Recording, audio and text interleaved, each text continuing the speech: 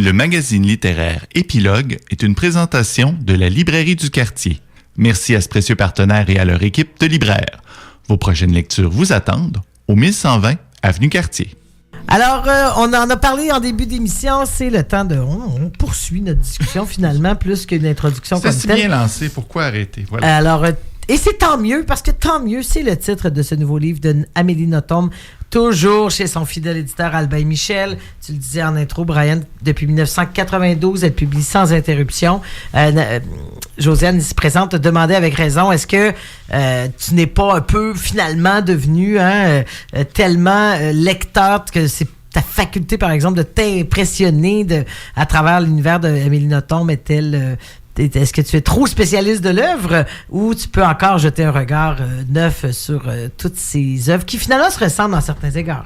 Bien, c'est sûr qu'elle a certains types de romans qui reviennent de façon cyclique. Il y a ses romans plus biographiques, il y a ses romans plus proches des contes de fées. Je mentionnais en introduction, elle a parlé aussi beaucoup du Japon dans ses livres. Donc, on retrouve toujours souvent le même genre de type d'écriture, de thème d'univers. Donc, si on aimait Amélie Nothomb, ça continue de nous plaire, bien sûr, ce genre d'histoire-là.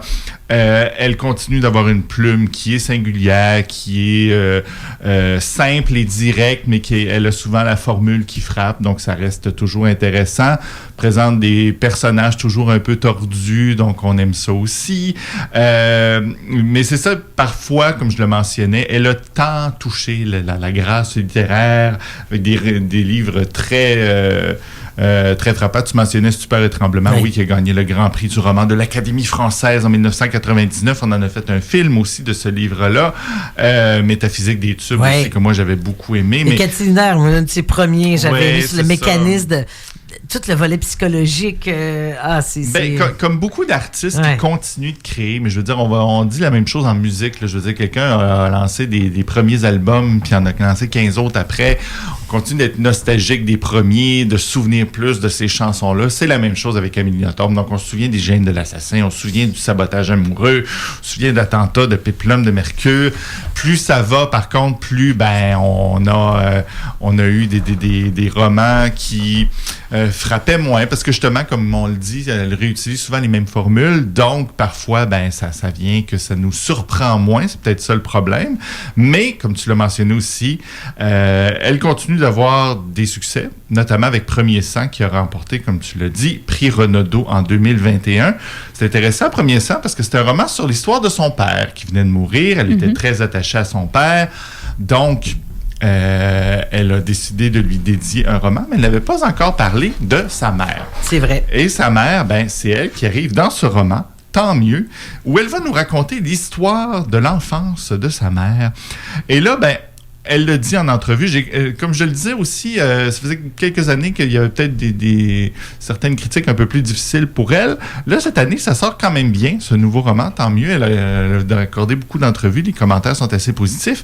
Elle racontait à quel point il y a beaucoup dans ce livre-là de choses qui sont tout à fait vraies. Donc, mais par contre, j'ai pogné un petit clip avec Serge Denoncourt qui l'a interviewé dans son émission à Paris. Mon Dieu, je veux voir ces deux-là ensemble. J'ai juste écouté l'extrait. J'ai pas eu le temps d'écouter le reste, mais il faudrait que je le retrouve au complet parce que oui, ça doit être savoureux.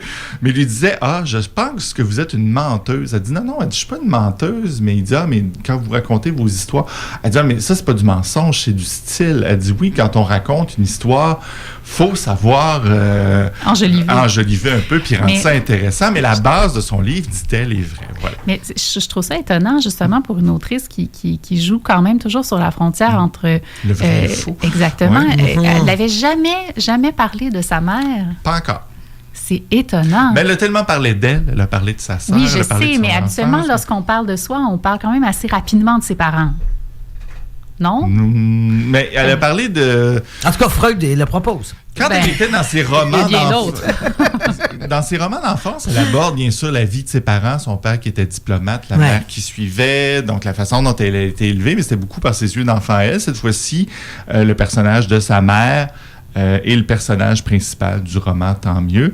Dans Premier sang avec son père, le roman était écrit au jeu. Elle disait qu'elle était arrivée à se mettre à la place de son père. C'est celui qui a remporté, hein, tu disais le Renaudot. Elle a été capable de se mettre à la place de son père et prendre sa voix pour parler.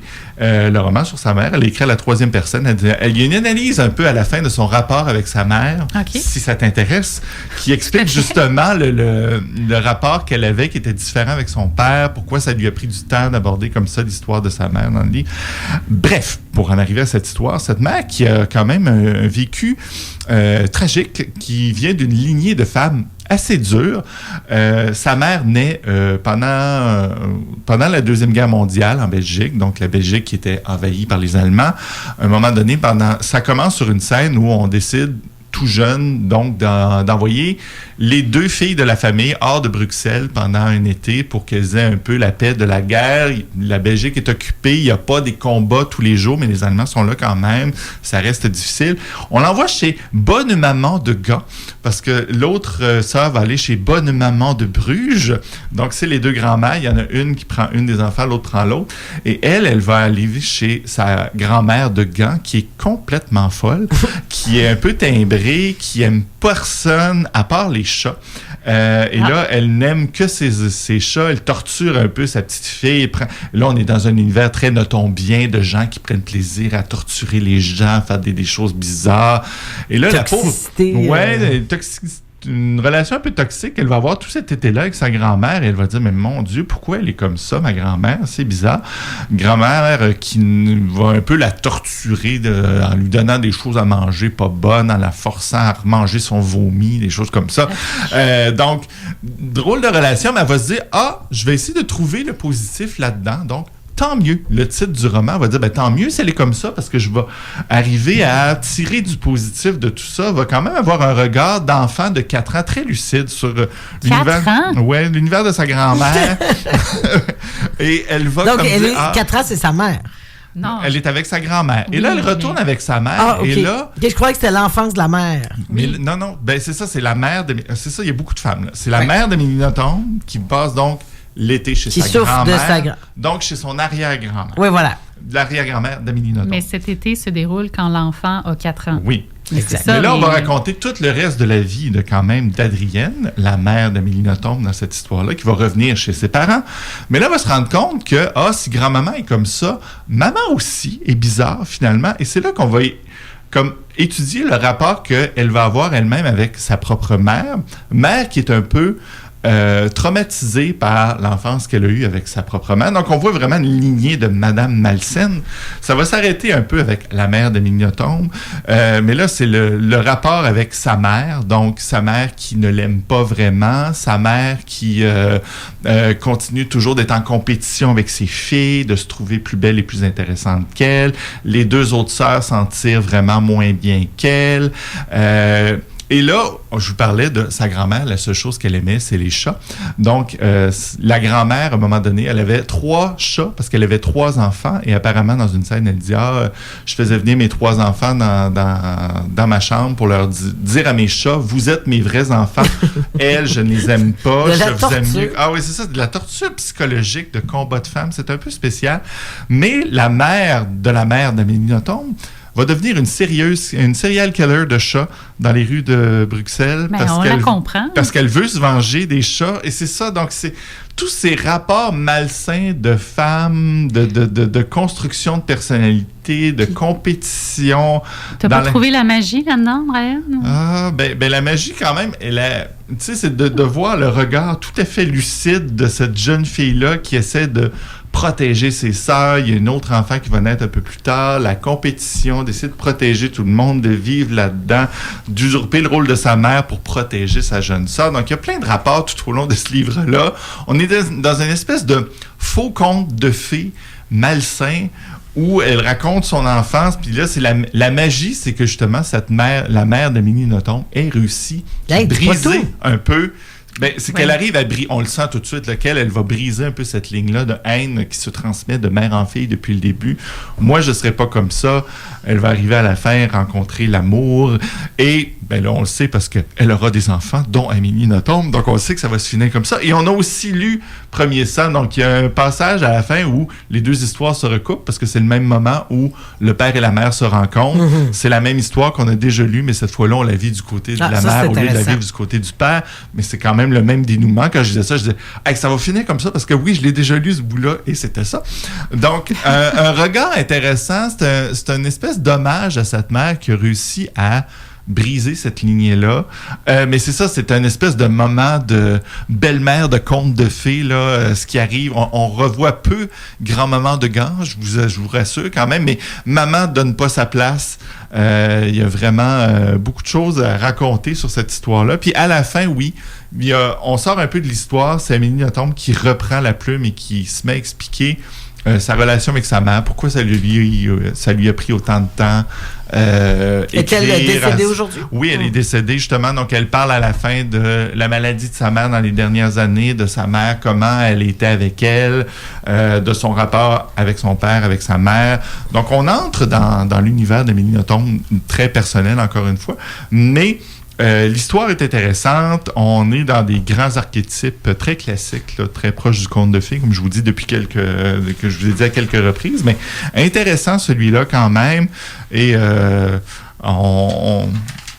c'est l'analyse des personnages et de leur relation là, qui va rendre ça intéressant, ce roman-là, qui est quand même mieux réussi que celui de l'année passée, justement. Donc, intéressant ce Tant mieux d'Amélie Nothomb cette année. On peut être positif. Voilà. Ça te donne-tu le goût de le relire? J'ai jamais lu Amélie Nothomb. Il faut quand même la lire. Oui, je pense que je commencerai avec celui que tu as aimé. Là. Moi, j'ai lu 4 ou 5, ce qui est à peine 10%. C'est ça, j'allais dire. C'est ça, mais quand je disais que tu es comme un collectionneur qui ne peut pas arrêter, c'est que j'ai l'impression que c'est difficile de ne lire qu'un seul, Amélie Nothomb. Mais c'est toujours des courts romans quand même. Il y en a un par année. C'est notre petit rendez-vous. Donc, il y a ce plaisir-là, tout simple, de lire ces romans-là qui se lisent quand même assez rapidement. C'est pas comme si...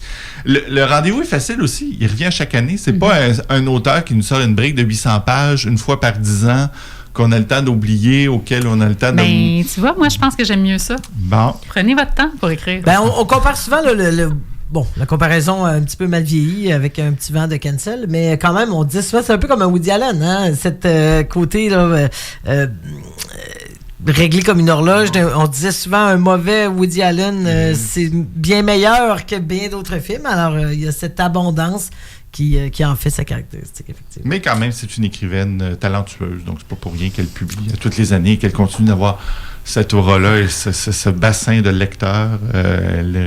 Les romans complètement décevantes, même si des fois on a des réserves. Mais cette année, c'est parce que des fois c'est un compliment, ça. Les rarement complètement décevantes. C'est parce que des années, on a certaines réserves, mais cette année, quand même, ça, tant mieux là. Très intéressant. Alors, c'est chez Albin Michel toujours. Merci, Brian Saint-Louis. On poursuit en musique et on vous revient avec Sa fille de Claudia D.